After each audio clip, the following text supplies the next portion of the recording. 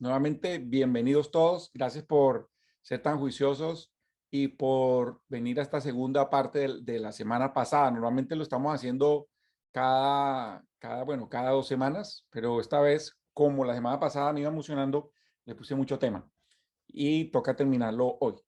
Entonces, bueno, vamos a orar para entregarle este tiempo al Señor. Damos gracias, Dios, por esta oportunidad tan bonita que nos das para poder seguir conociendo y aprendiendo más cosas sobre lo que tú nos quieres enseñar en estos tiempos. Gracias, Señor Jesús, porque es por ti que nosotros podemos vivir y podemos reconocer que el reino se acercó a nosotros, porque el Rey estuvo caminando entre nosotros. Y gracias, Señor, porque tú tienes planes especiales con nosotros.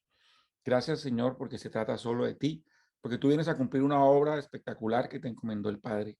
Y gracias, Señor, porque tenemos este privilegio de poder aprender para saber nosotros como iglesia en dónde estamos y qué papel jugamos en este maravilloso plan de la eternidad que tú tienes para nosotros, y para tu pueblo escogido y también para este planeta.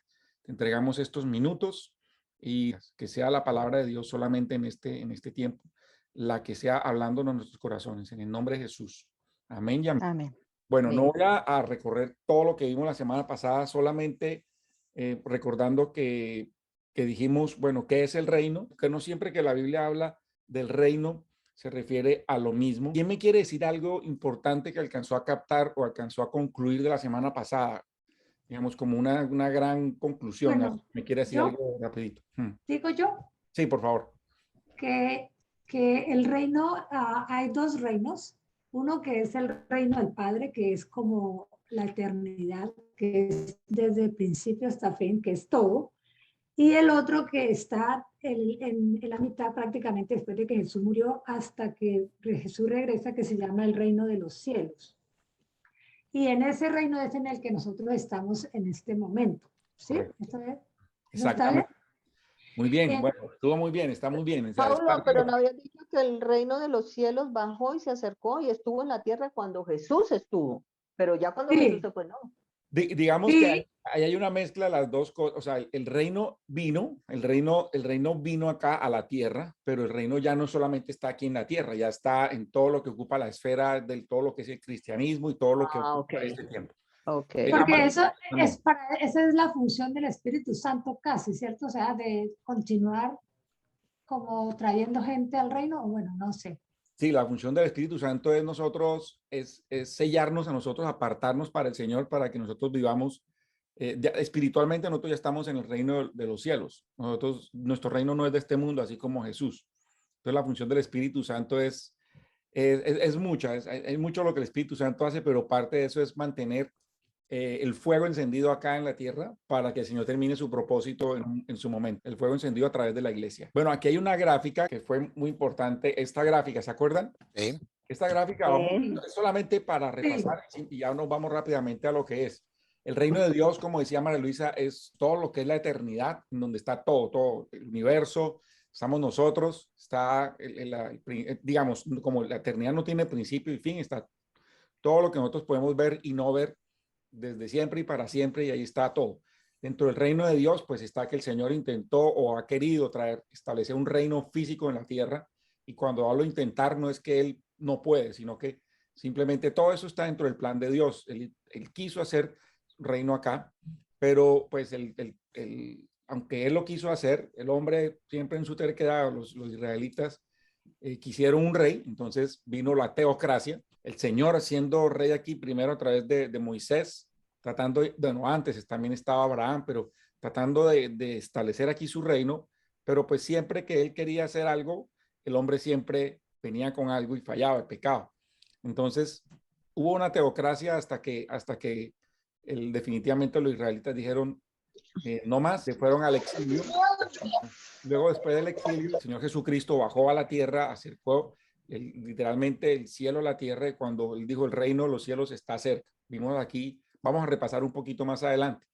El rey fue rechazado, partió, y ahí el reino tomó la forma misteriosa, que es en la que nos encontramos ahora, y lo vamos a ver también en otra sesión. Lo que es la forma misteriosa del reino está en varias parábolas. Luego partió el rey, pero el rey va a recoger a su esposa, la prometida a la iglesia, para estar con él en el cielo. Mientras tanto, viene y se hace el reino aquí del usurpador, del anticristo, que va a ser muy corto, que es solamente 7 años, pues de los cuales 3 años y medio él va a estar reinando, para luego ya el rey venir con la iglesia, con sus santos, para establecer el reino milenial, que es donde viene el reino milenial es parte de lo que es ya la manifestación del reino del Hijo, o del reino, sí, del Hijo del Hombre, que es Jesús, en donde el reino milenial es una parte, pero luego que la tierra va a ser renovada por fuego, se establece el reino perfecto, donde hay cielos nuevos y tierra nueva, donde Jesús ya fue glorificado en el reino milenial, pero luego Jesús y Dios Padre reinan al final en el reino perfecto, lo que es la gloria Shekinah, cuando cuando dice no necesita que haya ni sol ni luna, porque el Cordero es el que alumbra, el Señor es el que alumbra, y vamos a estar con Él viviendo aquí en la tierra renovada por la eternidad. Entonces, todas estas cosas lo vamos a ir profundizando. Llegamos entonces al punto en que después de que el Señor anunció que el rey no está cerca, el Señor se fue, el rey llegó, pero el rey fue rechazado, y como el rey fue rechazado, esto lo vimos todo la semana pasada, no vamos a recorrer, como el rey fue rechazado, cuando el rey vino acá, el Señor Jesús vino acá a predicar, predicó el evangelio del reino, que como vimos el evangelio del reino se predicó porque él estaba aquí en el reino de los cielos, acá en la tierra, porque él iba a ser el rey. Como el rey fue rechazado, el evangelio del reino quedó en pausa, no se predica más, y se va a volver a retomar el evangelio del reino a los israelitas en el tiempo de la tribulación, se va a volver a predicar el evangelio del reino. Entonces lo que vimos que el evangelio del reino no es el mismo evangelio de la salvación. Vamos a recorrer un poco sobre eso ahora. Finalmente vimos que el reino se aplazó. Entonces esto me da para comenzar la segunda parte.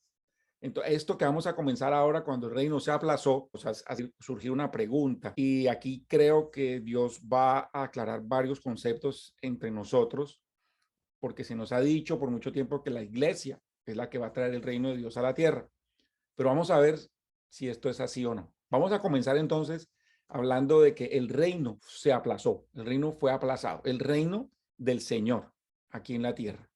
Entonces vamos a ver lo que significa ese aplazamiento del reino. Las escrituras, tanto en el Antiguo como en el Nuevo Testamento, anunciaron un reino terrenal que es visible, que va a ser gobernado por el Hijo del Hombre, como hemos hablado. Jesús vino a establecer el reino terrenal para cumplir la promesa que Dios le dio a David. Pero como vimos, los suyos, el pueblo de Israel lo rechazó. Juan 1:11 dice, a los suyos vino, pero los suyos no le recibieron.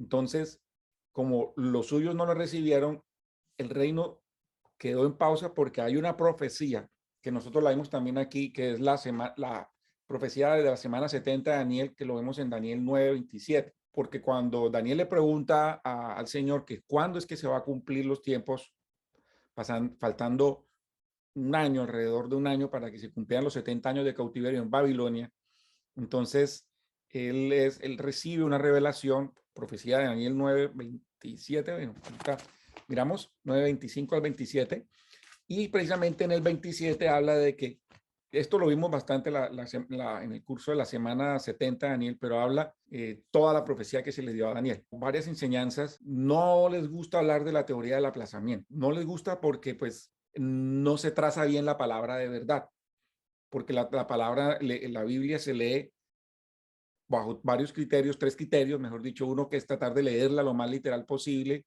La otra es que hay tres pueblos diferentes, acuérdense, los judíos, los gentiles, es la iglesia, y que la otra, digamos, parte importante como se lee la Biblia, es que todo va para que Dios sea glorificado al final. Entonces las interpretaciones modernas hablan que no es que sea un reino físico, sino que es un reino espiritual. Ese reino no es que se haya retirado, sino que el reino está en los creyentes recién nacidos. Ahí se mezclan algunas verdades, hay cosas bíblicas con cosas como un poco filosóficas o sí, simbólicas. También la gente dice, o algunas enseñanzas dicen, que el reino no se aplazó, que no es aplazamiento, porque como el rey sufrió, murió y resucitó, entonces cuando él subió, ascendió y recibió el reino. Esto en ninguna parte tampoco se ve en la Biblia. y vamos a tratar de mirar algunas cosas sobre esto. Como el Señor a través de Juan el Bautista dijo que ya que el reino estaba acá y luego Jesús lo dijo, entonces lo que Jesús y Juan quisieron haber dicho tal vez es que en vez de que sea el reino de los cielos, más que ser un reino exterior y visible, es un reino espiritual. Entonces, bueno, aquí es una nota interna, es un reino espiritual. Vamos a ver si es así o no. Ya vimos algunas cosas.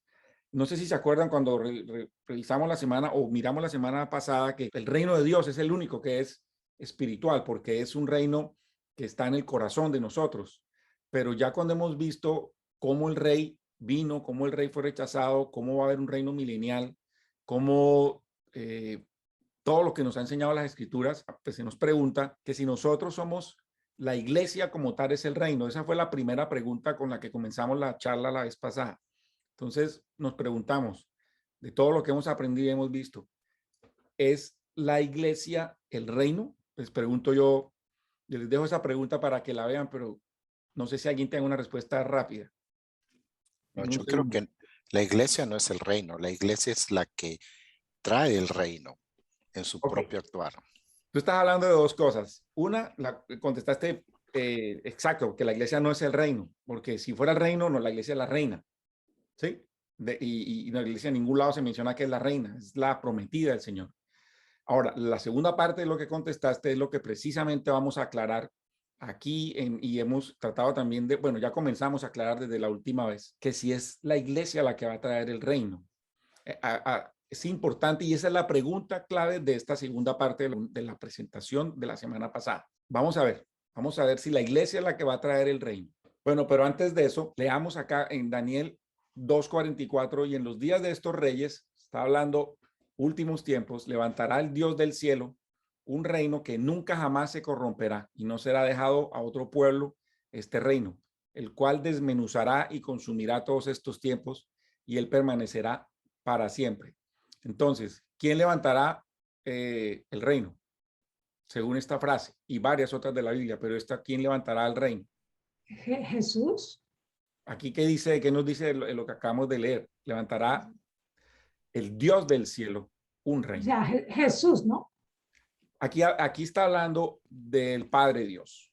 Ah, ¿sí? ok. Y esto, hay muchas cosas que se van a aclarar cuando veamos las parábolas. Eso es otra cosa que hace espectacular porque ahí se nos va a aclarar mucho. Pero aquí, digamos, Jesús tiene una misión. Es una misión de, como le llaman, dispensacional. O sea, él tiene una misión. Y vamos a también a verlo, pero bueno, les puedo anticipar que desde el comienzo, de hecho, la Biblia dice que Jesús es el primogénito de toda criatura. Qué curioso.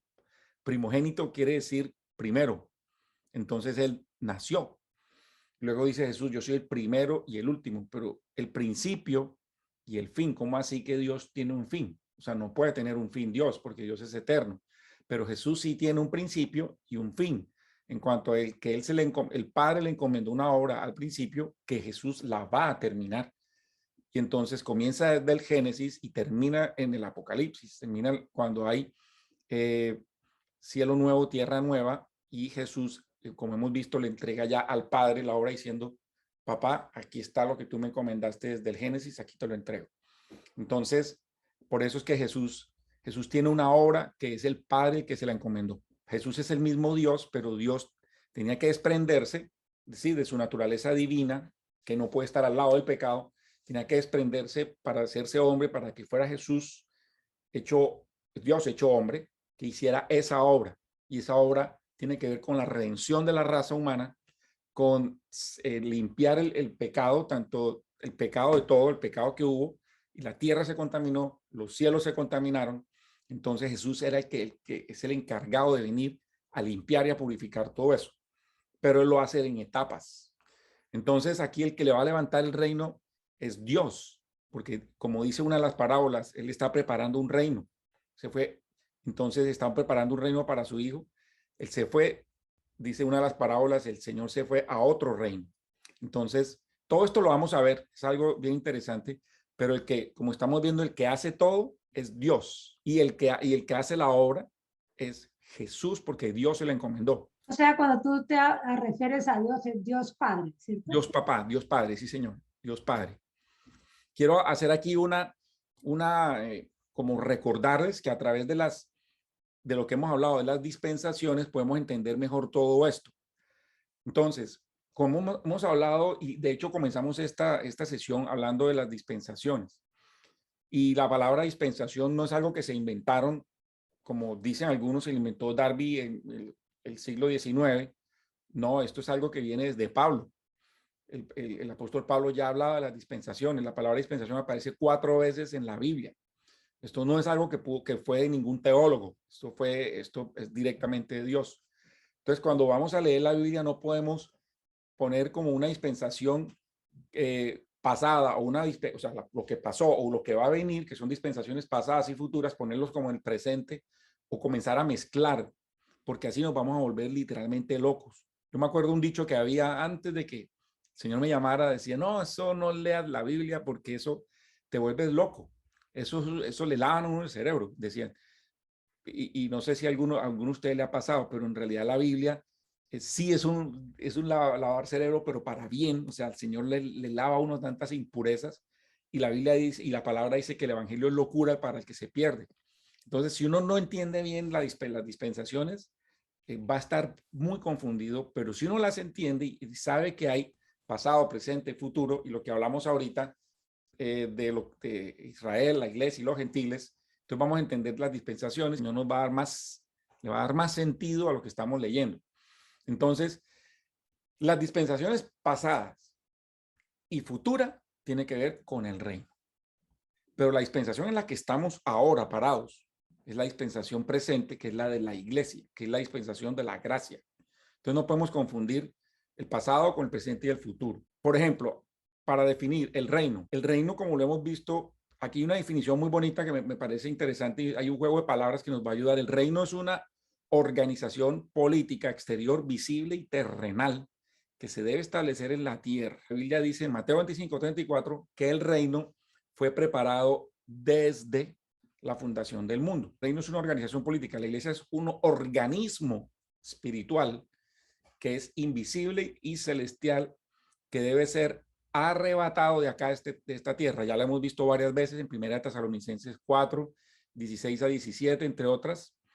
Y la iglesia, a diferencia del reino, ustedes lo pueden leer en Efesios 1, 4, iglesia fue elegida en él antes de la fundación del mundo. Entonces, miren el momento cero.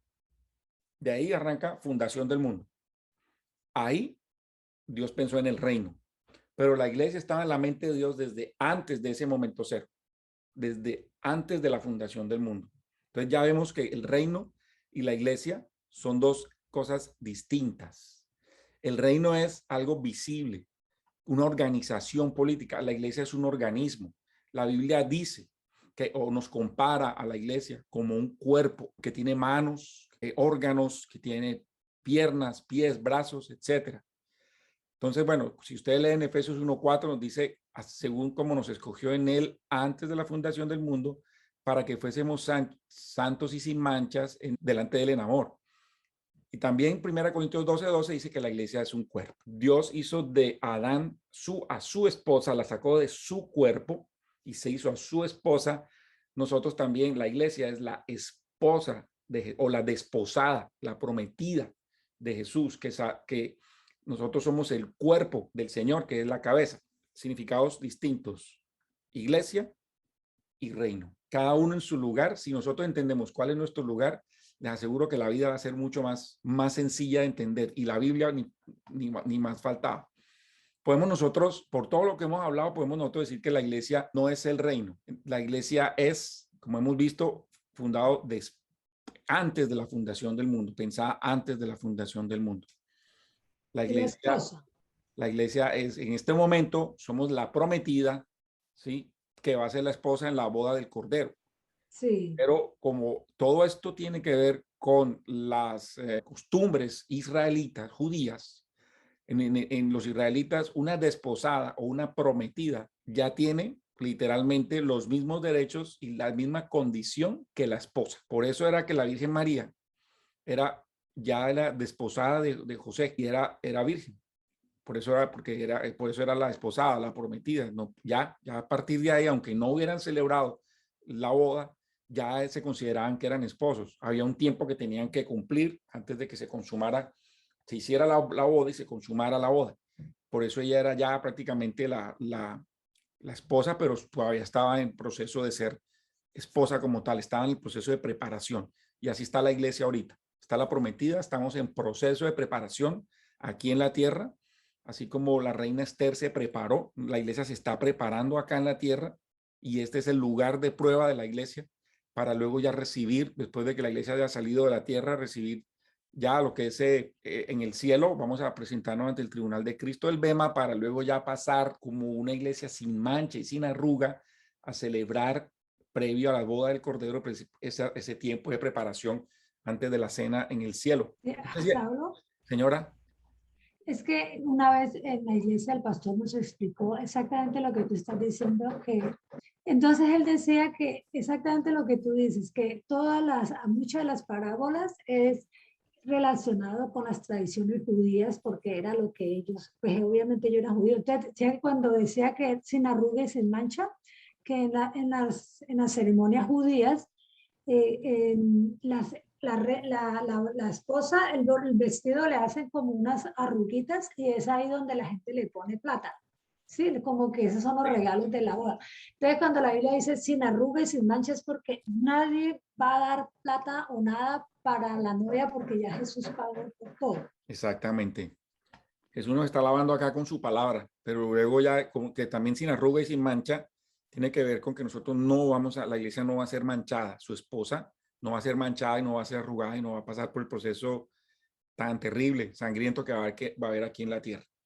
Entonces hasta ahí llegaba la semana pasada, ya concluyendo que la iglesia no es el reino, pero ahorita vamos a ver una parte que complementa eso y lo vamos a ver rápido. Entonces, y tiene que ver con esto, los 4 evangelios. Así en 10 segundos, ¿quién me dice, conocen los 4 evangelios? Sí. ¿Cuáles son los 4 evangelios? Mateo, Lucas, Mateo, Lucas, Marcos y Juan. Marcos y Juan. Pero esos son los evangelistas. Exactamente. Los evangelios es el significado de.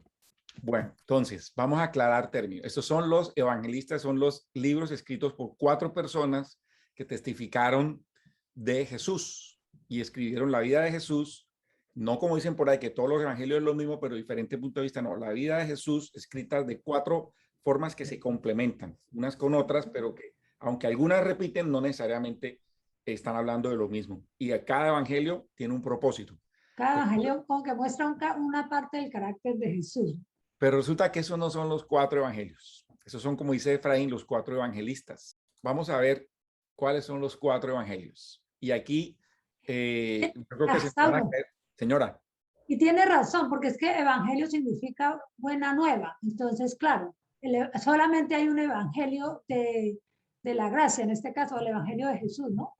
Pues vamos a aclarar conceptos. Y la Biblia nos va a ayudar. Yo les di a varios de ustedes algunos versículos. Vamos a aclarar conceptos ya. Como tú dices, evangelios son buenas noticias, pero resulta que hay más allá, o sea, eso significa varias cosas. La palabra evangelio es tan familiar que uno cree que es lo mismo evangelio en todos lados cuando nosotros leemos evangelio en la Biblia, y es así. Se los puedo decir que esto es un error que hemos cometido, yo también. La mayoría de los cristianos cuando leemos la palabra evangelio, para nosotros creemos que es lo mismo, pero vamos a ver que no, porque cuando leamos la Biblia vamos a ver que la Biblia nos habla de evangelio del reino, evangelio de la gracia de Dios, nos habla del glorioso evangelio y nos habla del evangelio eterno. Estos 4 evangelios la gente cree, o sea, por cierto, que es lo mismo, pero no es lo mismo. Y lo vamos a ver, y eso nos va a aclarar qué es el reino. El primero, cuando ya vivimos el evangelio del reino, entonces ya hemos visto que Dios propone establecer un reino en la tierra para Jesús, como está profetizado en Lucas 1, del 32 al 33. En este evangelio del reino, que es lo que vimos que se predicó por Juan el Bautista cuando él dijo, arrepiéntanse que el reino de los cielos está cerca. Jesús, a partir de Mateo 4, el capítulo 4, él comienza también después de que sale del desierto, dice, arrepiéntanse que el reino de los cielos está cerca. La misma predicación de Juan. Luego Jesús envió a los 12 y luego envió Jesús a los 70. Este evangelio del reino es el evangelio que se da para testimonio.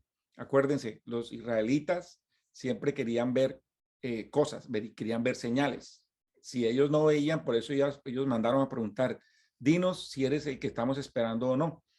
También le decían a él, muéstranos una señal, decían a Jesús, porque los israelitas siempre quieren ver señales. Este evangelio del reino es el evangelio que está predicado para testimonio. Mateo 24:14. Y será predicado este evangelio del reino en todo el mundo por testimonio a todas las naciones y entonces vendrá el fin. ¿A quiénes se le predicó el evangelio del reino? No, la semana pasada estaba mucho más pilos A que los ahora. judíos, no es que Exacto, yo estoy hablando aquí como una lora, pero tenía el teléfono apagado. los israelitas se le predicó el evangelio del reino. Como el reino fue puesto en pausa, cuando venga al final de la semana de la tribulación, la semana 70, ¿a quién se le va a predicar ese evangelio del reino? A los judíos otra ¿Estás vez. muted? Otra vez a los israelitas. A los israelitas otra vez. Sí, vamos a mirar bien Mateo 24:14. José habló, israelitas y judíos, o a todos los israelitas o a todos los judíos. Mira, yo hablando con un judío, con un israelita me dice que israelita y judío es lo mismo, ¿sí? Ah, ok. Hablando con un amigo. Yo pensé que israelita era el que nacía allá. Pero técnicamente hablando, bueno, israelita es el que recibe la ciudadanía de Israel, ¿sí? Israel como nación, pero acuérdense que Israel se dividió en dos, ¿sí? La tribu de Judá y Efraín y las otras 10. La palabra judío viene de Jewish o de Judá, la tribu de Judá, judío, Judá. Y los demás, las otras 10 tribus son para Israel. Pero después de que hubo el recogimiento, después de que vinieron de Babilonia, todos ya eran revueltos. Entonces ya se llamó la nación de Israel. ¿Sí? Y ahí todos ya se le llaman indistintamente judíos. También creo que tiene que ver el hecho de que el padre de las 12 tribus, Dios le puso nombre de Israel, ¿no? Dijo que ya no se va a llamar más Jacob, sino Israel. Exacto. Y de él nacen las 12 tribus. Sí, ahí hay varias cosas que hablar. De ahí nacen las 12 tribus, pero Judá es el de la tribu de Judá, de donde viene el Mesías. Y Judá, al final, Dios siempre hace una distinción cuando habla de Judá y habla de Israel, de las otras 10 tribus. Ahorita no te lo puedo decir porque, digamos, no es parte del tema ahora, pero él hace la distinción entre Judá, el reino del sur, y el reino del norte, que son las demás 10 tribus. O sea, Judá y Efraín son el reino del sur y el reino del norte son las otras 10 tribus que se llama Israel. O sea, tranquilo, Efraín, que usted está ahí en de los principales. Claro, yo soy uno de los 144,000. No, ojalá que no, Efraín, Dios quiera que no. Ahora bueno, entonces me explicas bien, Saúl. No, espere. Usted en la tribulación. No, entonces no. Ok, ya los dejo seguir. Ok, bueno, aquí hay varias cosas chéveres. Bueno, sigamos entonces. Este evangelio del reino no es para salvación, sino para testimonio. Y es el anuncio de que llegó el momento de configurar el reino. Este evangelio fue predicado por Elías, o sea, según Malaquías 4, el 5 al 6, Elías era el precursor. Cuando dice el Señor, Jesús le dijeron, la verdad, Elías ya vino, hablando simbólicamente de Juan el Bautista. Elías es como la cabeza de la profecía. Entonces, Elías es cabeza clave, como de hecho Juan fue el último profeta, Juan el Bautista. Entonces, ¿a quién le profetizó? A Israel. Y él creo lo que decía, viene el rey para ocupar el trono de David. Cuando hablamos de Mateo 24, de lo que va a pasar con el evangelio del reino al final, digamos, no todo está hablando de la tribulación, pero está hablando de señales y de cosas que van a pasar en el proceso de la tribulación antes y después, y le está hablando a los israelitas. Miremos bien esto, pero antes de eso vemos que tan así va a ser que el evangelio del reino se va a predicar al final, después de que la iglesia haya sido raptada, que el Señor llama a 2 testigos para predicar. Serán los 2 testigos y uno de esos va a ser Elías y el otro va a ser Moisés. Algunos dicen que no sé qué, pero digamos, todos los estudios escatológicos y todo eso apuntan a que son estos 2. Elías, que simboliza la profecía o representa la profecía, y Moisés, que representa la ley. ¿Por qué otra vez ellos 2? Y entonces, pero Enoc también tiene que volver, ¿cierto? Pero él volverá al juicio. Enoc lo vamos a encontrar arriba, pero de los dos testigos son Elías y Moisés. ¿Por qué ellos 2? Porque ¿a quién se le va a predicar? A los israelitas. Cuando ellos vean a estos 2, que uno es la cabeza de la ley y el otro la cabeza de los profetas, ellos van a decir, carambas, la embarramos, crucificamos al que no era. ¿Sí? Sí, pero siendo que hay gente que piensa que ese no por aquello de que todo el mundo tiene que nacer y morir y ahí sí llegará el reino. Sí, pero hay una diferencia entre Enoc y Elías. Ya lo mismo, lo vimos cuando hablamos de los dos testigos en uno de la parte de profecía. Y era precisamente Sí, por eso. no. Porque Elías va a profetizar y va a preparar el camino, ¿sí? de Ajá, la tribulación. Porque el Señor sí, también, Elías tiene que venir primero. Es una sí, profecía de cumplimiento doble, de lo que llama. ajá, Y Moisés, porque Moisés también va a ser testimonio, va a hacer prodigios también, va a hacer caer el fuego del cielo, etcétera, una cantidad de cosas que van a pasar ahí. Y va a ser Moisés y Elías. Esto lo podemos, si quieres, yo te mando el link del curso donde hablamos de esa parte. sí, Entonces, sí, no. Y además también ellos dos fueron los que estuvieron con Jesús ahí en la transfiguración, y ¿cierto? además ellos también estuvieron en el tiempo de la transfiguración, el momento de la transfiguración. Entonces, volviendo al tema aquí de Mateo 24:14, vamos a extractarlo acá. Yo titulo este slide como dice un texto fuera de contexto es un pretexto. Este texto de Mateo 24:14 se usa en muchas iglesias para decir que la iglesia es la que va a traer el reino aquí en la tierra y cuando la iglesia predique el evangelio a todas las naciones, entonces es que va a venir el fin. Y eso se ha predicado, digamos, en los últimos 100 años se ha agarrado más eso. Bueno, lo hablo después de que, digamos, todo movimiento que hubo evangelístico a finales de los años 1800, pero después ya vienen todos los movimientos carismáticos más modernos y novedosos, y entonces ya hablan de que es que la iglesia es la protagonista. Pero quiero que nosotros miremos y analicemos bien esta parte. Primero, cuando hablemos de Mateo 24, vamos a ver bien ese capítulo. Mateo 24 está dirigido a los israelíes. Cuando vimos la semana pasada el Evangelio del Reino, acuérdense que ese Evangelio del Reino es para los israelitas, no es ya. Y cuando se va a predicar el Evangelio del Reino es cuando venga la tribulación. Y en ese momento es que se va a predicar por todo el mundo para dar testimonio a todas las naciones. ¿Por qué?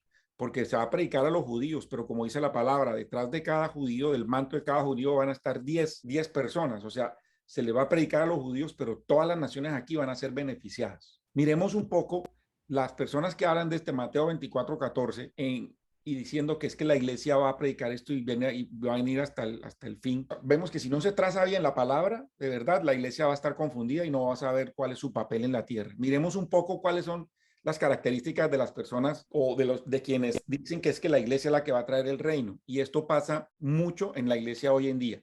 Proponemos aquí lo que es el rapto de la iglesia como preliminar a la tribulación, al periodo de tribulación y al reino milenial. Aquí no le pongo tiempos ni nada, pero ya todos hemos visto de qué se trata. Entonces, los que normalmente hablan de que la iglesia es la que va a traer el reino a la tierra, casi siempre piensan que no hay rapto o no la tienen bien clara con el rapto. Dicen que la iglesia va a pasar por la tribulación. O sea, quiero que tomen nota de estas características. Va a pasar por la tribulación, no hay rapto, o puede que nosotros seamos raptados o a la mitad de la tribulación o al final de la tribulación.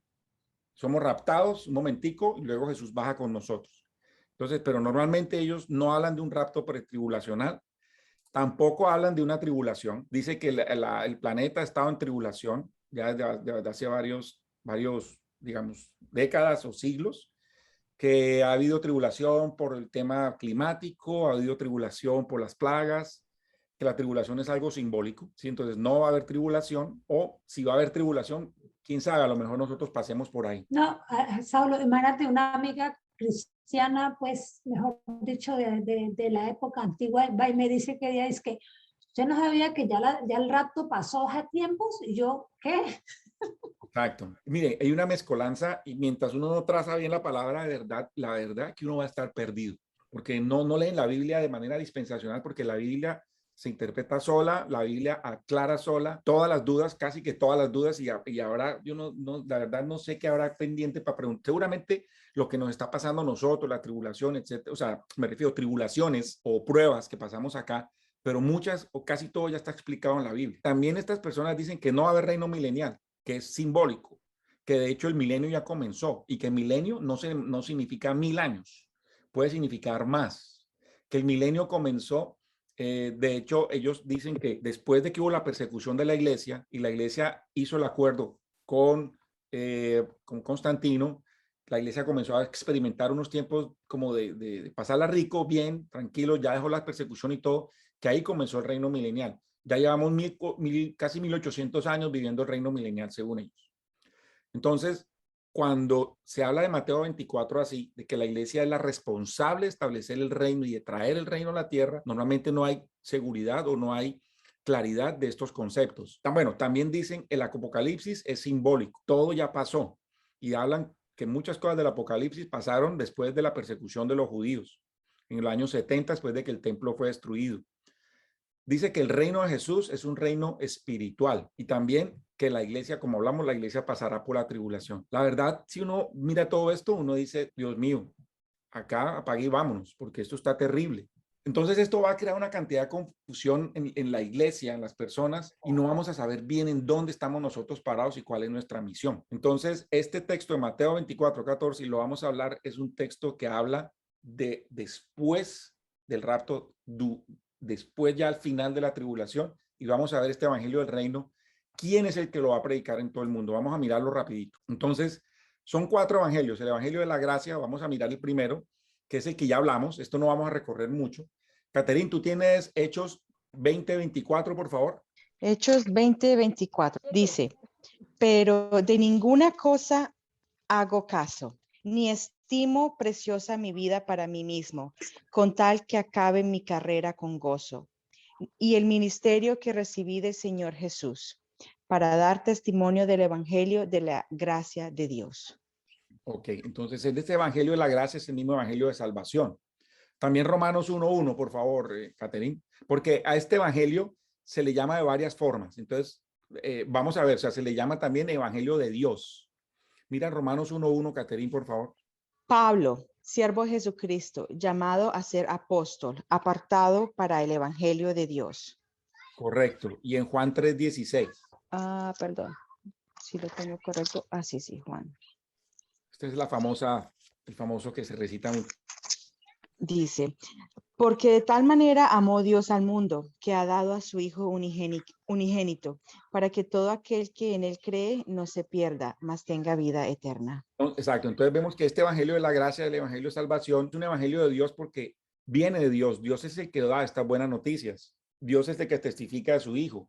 Entonces tiene la fuente, su fuente es el amor de Dios. Básicamente es amor, como lo leyó ahorita Caterín. Muchas personas se quedan solamente acá en este evangelio. Está bien, está muy chévere que nosotros prediquemos estas buenas noticias del evangelio del amor de Dios, pero también hay otras cosas que no podemos quedarnos ahí.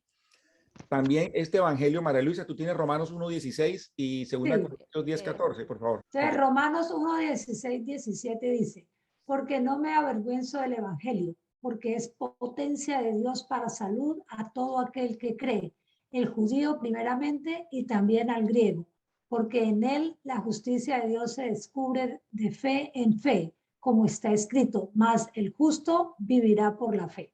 Correcto. Entonces, otras palabras, otras versiones dicen es poder de Dios o potencia de Dios, así como dice María Luisa. Y también 2 Corintios 10:14. La segunda de Corintios 10:14 dice, porque no nos extendemos sobre nuestra medida como si no llegásemos hasta vosotros, porque también hasta vosotros hemos llegado en el evangelio de Cristo. Exacto. Este es el evangelio y estas son las características de este evangelio. Es el evangelio de la gracia, que es el mismo evangelio de Dios o evangelio de Cristo, porque es de Cristo, o sea, Cristo dándonos, digamos, las buenas noticias de que Él vino y derramó su gracia y salvación. Y este evangelio trae paz. Entonces, como dice Efesios 6:15, María Luisa, si lo puede leer ahí también. Sí, dice, y calzados los pies con el apresto del evangelio de paz. Bueno, este es el evangelio de la gracia, ¿sí? El que estamos viendo ahora. ¿Cuál es la definición del evangelio? Lo podemos encontrar en 1 Corintios 15, del 1 al 4. Dice, les declaro, hermanos, el evangelio que les he predicado, el cual también recibisteis, en el cual estás firmes, por el cual asimismo, si retienen la palabra que os he predicado, sois salvos, si no, creíste en vano. Entonces, ¿cuál es el evangelio? Pues primeramente he enseñado lo que recibí, que Cristo murió por nuestros pecados según las escrituras, y que fue sepultado y que resucitó al tercer día, según las escrituras. Este es el evangelio de la gracia, gracia que fue derramada sobre nosotros. Entonces, ese sería el primer evangelio. La misma Biblia lo define cuál es. Ahora vamos a ver el otro evangelio, que es el evangelio glorioso. Anabel, tú tienes 1 Timoteo 1:11. según el glorioso evangelio del Dios bendito que a mí me ha sido encomendado. Jesús estuvo en la tierra, predicó el reino, el evangelio digamos, las buenas noticias del reino. Él estuvo aquí en la tierra caminando, pero cuando Jesús murió derramó su gracia, pero luego Jesús, cuando estuvo, o sea, él sufrió acá, padeció acá, pero luego fue al cielo y fue glorificado. Él está en gloria allá en el cielo. Y entonces él está trayendo muchos a la gloria. Hebreos 2:10 dice, porque convenía que aquel por cuya causa son todas las cosas y por el cual son todas las cosas, habiendo de llevar muchos hijos a la gloria, hiciese perfecto al capitán de la salvación de ellos por medio de padecimientos. Y es esencialmente que Jesús padece, muere, y por esos padecimientos es que este evangelio es el evangelio de gloria. O sea, ese es como una forma del evangelio de la gracia, pero traducido en aquel que por su gracia es glorificado y nos glorifica a nosotros. Este evangelio se menciona en Tito 2. Tito 2:13 tiene dos partes. La coma que separa casi 2000 años. No sé si alguien se acuerda de esa sesión. Cuando el Señor decía, ni un punto ni una coma se van a quitar. Nadie puede quitar ni una tilde ni una coma, decía. Pues aquí habla, Tito 2:13 habla que nosotros los cristianos estamos esperando aquella esperanza bienaventurada, coma, y la gloriosa venida del gran Dios y Salvador nuestro, Jesucristo. La esperanza bienaventurada en este momento es el rapto. Es lo único, la esperanza que tenemos nosotros, o si no, miremos, ¿qué otra esperanza hay en medio de esta situación que está pasando? Pablo esperaba el rapto. Los antiguos padres de la iglesia esperaban el rapto. Esta es la prédica que se hacía antes cuando el Señor se fue. Esa es la esperanza bienaventurada. Pero luego del rapto, cuando el Señor viene por sus hijos, luego ya viene la gloriosa venida del gran Dios y Salvador nuestro, que es entonces ya la manifestación del Señor cuando venga aquí en la tierra. Entonces Tito 2:13 habla del evangelio glorioso o la manifestación gloriosa, que es cuando el Señor ya viene acá glorificado a tomar su lugar acá. Este evangelio es tan importante. Anabel, por favor, tú léenos 2 Corintios 4, del 3 al 4. Este evangelio es motivo de pelea en el cielo, de guerra espiritual fuerte. 4. Pero si nuestro evangelio está aún encubierto entre los que se pierden, está encubierto, en los cuales el Dios de este siglo cegó el entendimiento de los incrédulos para que no les resplandezca la luz del evangelio de la gloria de Cristo, el cual es la imagen de Dios totalmente. Okay. Este evangelio es tan importante que Satanás no quiere, que Satanás es el Dios de este siglo. Él quiere impedir que se conozca este evangelio. Por eso, como leyó Anabel, cegar las mentes de aquellos que no creen en la venida del Señor. Dice, para que no le resplandezca la luz del evangelio glorioso de Cristo. O sea, ya lo vimos en la venida del Señor. ¿Sí? El cual es la imagen de Dios. El diablo no quiere que nosotros sepamos esto. Y él quiere tener a la iglesia engañada y la iglesia confundida. Ahora hablamos del evangelio eterno en Apocalipsis 14:6. Y aquí viene entonces la pregunta que hice al principio y tiene que ver con Mateo 24:14, cuando este evangelio se irá predicado. ¿Cuál es el evangelio eterno? El que se va a predicar al final. Y lo vemos en Apocalipsis 14:6. Y vi otro ángel volar por en medio del cielo que tenía el evangelio eterno para predicar a los que moran en la tierra y a toda nación, tribu, lengua y pueblo, diciendo en alta voz, teman a Dios y dale gloria porque la hora de su juicio es venida y adoren al que ha hecho el cielo y la tierra y el mar y las fuentes de las aguas. Este evangelio no lo va a predicar la iglesia. El que va a predicar el evangelio a todo el mundo, a toda la tierra, a toda lengua, tribu y nación, pues va a ser nada más y nada menos que un ángel. No vamos a ser nosotros. ¿En serio, Saulo? Yo estaba totalmente convencida que éramos nosotros. No, ahí lo dice en Apocalipsis 14:6. La Biblia lo habla, muchas veces nosotros lo pasamos rápido. El que va a predicar este evangelio va a ser un ángel y es el evangelio eterno. Está ahí. Y va a predicar a todos los israelitas. Dice, teman a Dios y denle gloria. Ahora, ¿qué va a predicar? Temor a Dios. Ya no es salvación. Ya digamos, la salvación, se predicó el evangelio de gracia, el evangelio de salvación, sino que es el evangelio de juicio. Porque dice, la hora de tu juicio ha llegado. Son buenas noticias para Israel, que es la que está pasando en ese momento por el fuego. ¿Por qué buenas noticias? Porque como los israelitas leen la Biblia, o van a leer y van a entender que el Apocalipsis también se refiere a ellos, ellos van a ver que ya casi se va a acabar su tribulación. Y aquí en este evangelio eterno se va a adorar a Dios como el creador, no como el salvador. Este evangelio se ha proclamado desde el jardín del Edén, ha pasado por los patriarcas, ha pasado por los profetas. ¿Y por qué es un evangelio eterno? No es porque salve para la eternidad, porque no es para salvación. El evangelio que salva es el evangelio de la gracia, el evangelio de la salvación, es por fe. Y es eterno, ¿por qué? Porque viene desde el comienzo. Y vamos a verlo hasta el final cuando nosotros después vamos a adorar al Señor por la eternidad. Este evangelio no es para arrepentimiento, sino que es para adoración. Aquí lo dice la Biblia. Y es lo que va a predicar el ángel. Teman a Dios, la hora del juicio es venida, o sea, el juicio de Dios, y adoren al Señor, el que ha hecho el cielo, la tierra, el mar. Aquí es importante ver quién es quién, o sea, dónde se está predicando, qué es lo que se está predicando. Si nosotros entendemos esto, vamos a tener una vida mucho más clara de para dónde vamos y qué es lo que estamos haciendo. Y dónde estamos nosotros parados en la eternidad aquí como iglesia. Venga, una pregunta así de kinder. Señora. Entonces, ¿cuál es como la responsabilidad de nosotros como cristianos? Pongamos, yo pensaba que era como, bueno, predicar al evangelio a tiempo y destiempo y, mejor dicho, que todo el mundo sepa. Pero entonces, ¿es también eso, pero en otro tiempo o es que estoy confundida? Nuestra visión en este momento es compartir a todo el mundo el mensaje del evangelio de la gracia. Ok. ¿Para qué? Para que todo el mundo, pues no todo el mundo, porque nosotros literalmente la iglesia no va a lograr llegar a todo el mundo. Lo estamos viendo ahora. Esto se ha venido predicando en las iglesias, que es que sí, que es que la ventana 4, no sé qué, yo me acuerdo que era 440, que es que vamos a predicar a todo el mundo, que la Biblia se ha traducido en varios idiomas, etcétera. Son obras muy bonitas, son obras, pero literalmente nosotros no vamos a poder alcanzar a esta obra, porque esto no nos corresponde a nosotros.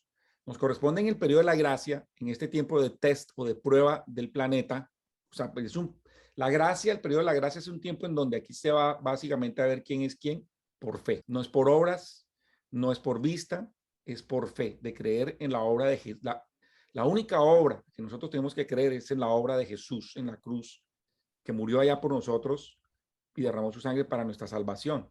Como decía 1 Corintios 15, del 1 al 4. Esa es la obra que nosotros tenemos que creer en el evangelio del Señor. Él fue el que hizo toda la obra, no nosotros. Salvo, pero esto es algo impresionante porque yo no sé si a todos, ¿no? Pero yo creo que esto libera bastante esto que tú nos estás enseñando, porque como que uno muchas veces, o yo, no dicho, yo voy a hablar por mí, María Rosa Martínez Ambrado, que como que yo me sentía, ay, Dios mío, yo no estoy predicando, es un día que yo no predicara, yo me sentía como que, Dios mío, hoy se perdió el tiempo. Pero sentía como una carga, ¿me entiendes? Pero realmente uno no se debe sentir como que es una carga, sino que lo que hay que hacer es creer y creer que Jesús, pero no es la obligación de nosotros, entonces... Claro, o sea, la obligación nuestra no es agarrar a todo el mundo del cuello para que se conviertan. Nosotros ponemos la semilla, nosotros tenemos que ser sal de la tierra y luz del mundo, porque nosotros somos el Espíritu Santo habita en nosotros somos templo de Dios. También Dios quiere que en este tiempo nosotros sigamos siendo santificados y perfeccionados por la palabra, porque no es solamente creer, porque creer es muy importante, es como lo que hemos visto, ya tenemos el tiquete para entrar al estadio, pero ahí también acuérdense de las coronas. Nosotros vamos a recibir galardones. Los que menos irán a recibir tal vez ningún galardón y van a pasar y van a ser salvos, pero los otros van a recibir las coronas, la corona de justicia. Hay varias coronas, la corona, ¿se acuerdan? La corona del mártir, la corona del ganador de almas, la corona, sí, o sea, la que espera al Señor, la que nosotros estamos esperando al Señor, son las coronas, son las 5 coronas que nosotros vimos. Es vamos a recibir galardones. Entonces, la carga de nosotros, porque es que ya al final nosotros vamos a tomar el papel de Dios y ese no es el papel nuestro. Cuando alguien venga con alguna cosa torcida, nosotros decimos, no, mira, porque es que Dios no quiere eso, a Dios no le gusta eso. Mira, ¿por qué? Porque creemos en un Dios, un Señor todopoderoso, salvador de nosotros, que dio su vida por nosotros a través de Jesús. Ay, ven y cuéntame de qué se trata.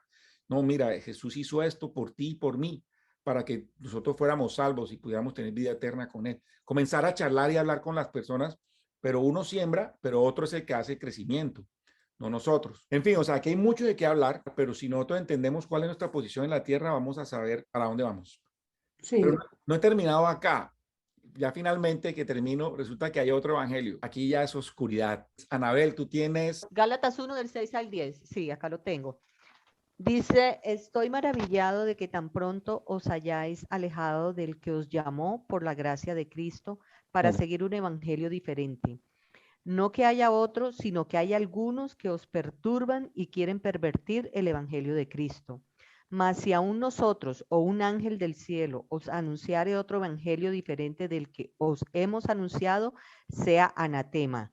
Como antes hemos dicho, también ahora lo repito, si alguno os predica diferente evangelio del que habéis recibido, sea anatema.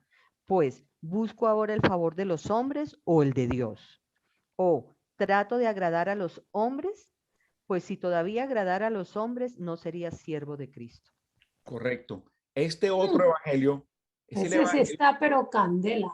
es el evangelio ¿Cuál? pervertido, es el evangelio del diablo. Así se los digo yo tan crudamente. Y Y ahora aquí hay con mucho de esto, eso en las iglesias. imagínate. Sí. Aquí nosotros hicimos una charla la vez pasada que se llama con que Dios os ha dicho.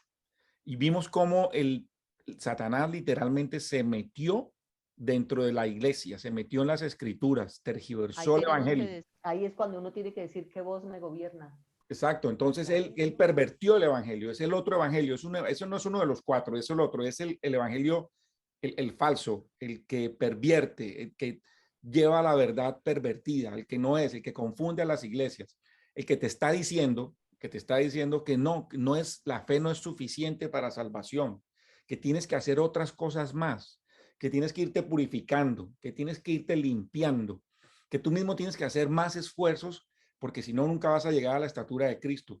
Y O sea, como he dicho, en otras palabras, los católicos. no necesariamente ellos, porque increíble que también dentro de la iglesia evangélica esto también. También, sí. Sí, y también es el que está diciendo buenas obras. Ahí les dejo en segunda Colosenses 2 del 18 al 23, Hebreos 6 del 6:1 y Hebreos 9:14.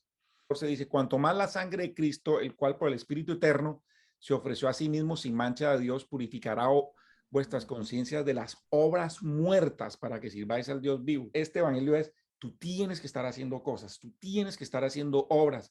¿Para que qué? Para que Dios te vea bien. Entonces la gente, mire, es triste ver encontrar personas. Yo pienso que por esto hay cristianos incluso que se han quitado la vida. Porque hay gente que nunca se van a sentir lo suficientemente buenos. Nunca se van a sentir lo suficientemente salvos. Sí. Sí, y hemos visto esto, pero mire, el evangelio de las buenas noticias del Señor, el solo entender con nuestro espíritu que el Señor dio su vida por nosotros en la cruz es suficiente, no se necesita más. Esa es la obra que nosotros tenemos que entender, no las obras de los demás, ni las obras que nosotros hagamos, porque por más que sea, por más que nosotros sirvamos, por más que nosotros hagamos una cantidad de cosas, nunca vamos a alcanzar la talla del Señor. Mira, Saulo, yo tengo un testimonio, pero ahorita no lo voy a contar porque se nos dan las 10 de la noche. Pero cuando yo estuve en el momento, en una de las pruebas más grandes que yo he tenido en mi vida, yo me acuerdo que una de las palabras, la cita bíblica, la palabra que Dios me dio cuando estaba en ese momento, porque yo como que sentía que a mí Dios como que me había medio fallado.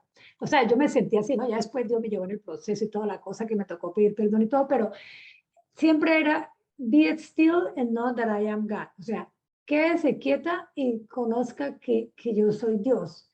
Y ahorita que tú dices esto... Ay, no, María Luisa. Ese es el versículo con el que yo he sido bautizada. A ver. Sí, entonces, y mira que yo pensé que estaba en una sola parte de la Biblia y descubrí que estaba en muchas partes. De hecho, yo aquí lo tengo. ¿Lo ves? Espérate, Sí. por tu pantalla. Sí, María. Mi Sí, María pantalla. Luisa. Sí, sí se ve perfecto.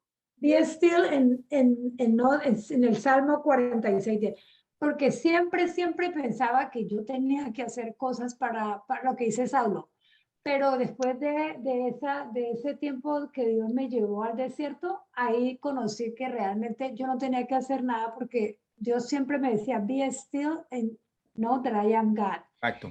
Entonces, uy, venga, tremendo, mijo.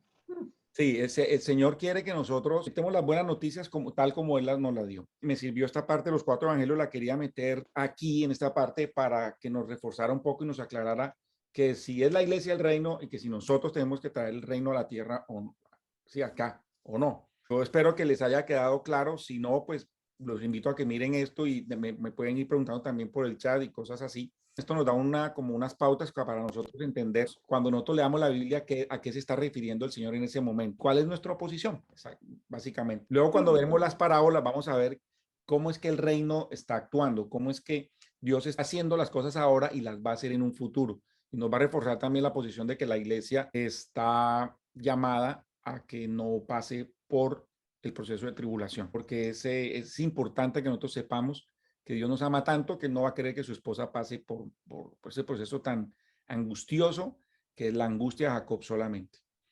Ok. Tenemos aquí una persona que nos acompaña nueva, no sé si, creo que está por acá, Ángela Goyeneche, bienvenida. Bueno, ¿me escuchan? Uy, Sí. se le bueno, cambió la voz sí. a Ángela. Resultó Ángelo. Este es el teléfono de mi esposa. Mi esposo, bueno. Sí, Ángela y Saulo se conocieron ayer y entonces me comentó, estaba escuchando bien la enseñanza y llegué hace poco del trabajo, entonces ella se ocupó en algo y dijo, no, escucha la enseñanza que está buena. No, Entonces, gracias por gracias. conectarte. No, igual los dos estaban invitados. ¿Sí? Obvio. Gracias, muchas gracias. Bueno, bienvenido. Perdón, ¿y su nombre es? Mi nombre es Leandro. Don Leandro. Okay. Bienvenido al grupo. Bienvenido, Leandro. Muchas gracias. Bueno, muchas Aquí gracias. nos van muchas a dar gracias. pero cátedra, mijo. Qué bueno. Qué bueno, sí, estamos aquí para aprender. Bueno, qué bendición. Muchas gracias, Leandro, por venir. Vamos a orar para despedirnos. También vamos a orar por María Luisa y su viaje. Bueno, Señor, queremos darte gracias por tantas bendiciones. Gracias, Señor, por el privilegio que tenemos de conocer más de tu palabra. Gracias, Dios, porque tu palabra es la misma, digamos, la palabra tuya es viva y eficaz, más cortante que espada de 2 filos, es la misma ayer, hoy y siempre, no cambia. Pero sabemos que lo que cambia, Señor, es la forma como tú nos has venido o tú has venido tratando con el ser humano. Gracias, Señor, porque al principio tomamos nosotros leche o la palabra espiritual que no era tan, digamos, tan profunda, pero ahora ya podemos recibir más, Señor, alimento sólido para poder ir creciendo más en lo que tú tienes para nosotros. Dios, te damos gracias porque tú nos has dado herramientas para nosotros poder enfrentar estos tiempos. Gracias, Señor Jesús, porque todo nace de ti y todo va a terminar también de ti. Gracias por venir y estar entre nosotros para acercar el reino a la tierra, pero gracias, Señor, porque tú estás en el cielo intercediendo por nosotros, en el Padre, delante del Padre, y vas a venir, en algún momento vas a venir primero por tus santos, pero luego vas a venir, Señor, con nosotros y vas a establecer un reino acá en la tierra que será visible y lo vamos a ver. Y gracias, Señor, porque mientras tanto podemos verte con nuestro corazón, Dios, porque tú has puesto la eternidad en nuestro corazón y podemos entender que tú ya nos hiciste parte de tu familia. Gracias por este grupo tan maravilloso, por sus familias. Y oramos, Señor, especialmente por María Luisa. La ponemos en tus manos a ella y a su esposo para que tengan un viaje tranquilo a donde van a ir, a Italia. Van a estar haciendo tal vez una obra allá especial. Si tú permites que ellos lleguen, vayan allá, así como le pasó que hemos orado acá al apóstol Pablo, que fue a Italia a predicarle a Roma, al César. También puede ser, Señor, que tú pongas a María Luisa y a Adriano para tocar Dios corazones allá, de personas que tú quieres añadir, como dice la palabra, añadir cada día a los que habrán de ser salvos. Señor, te ponemos en tus manos también a todo el grupo de personas que estamos acá. Oramos, Dios, para que nos fortalezcas, para poder entender cuáles son tus propósitos con nosotros como iglesia, como individuos, cuál es el papel que nosotros tenemos que tener acá en este momento, especialmente por el que estamos pasando en el planeta. Y gracias, Señor, porque lo que tú prometiste lo vas a cumplir, porque vamos a ver dentro de muy pronto el cumplimiento de esa promesa que es la esperanza bienaventurada, porque tú te vas Dios, a presentar por nosotros como nuestro Redentor, que no solamente nos redimes el alma, que ya lo redimiste, sino también nuestro cuerpo, para librarnos, Señor, de este mundo por el que nosotros estamos dando. Y no es una forma de escapar, es simplemente entendiendo las escrituras y que tú nos muestras, Señor, muchas veces cómo vas a obrar tú muy pronto entre nosotros, que no sabemos cuánto es el tiempo, pero lo importante, Dios, es que tú prometes y tú cumples lo que tú prometes. Te entregamos, Señor, esta noche, entregamos, Dios, esta semana, estos tiempos que vienen para poderlos caminar contigo en el nombre de Jesús. Amén. Amén y amén.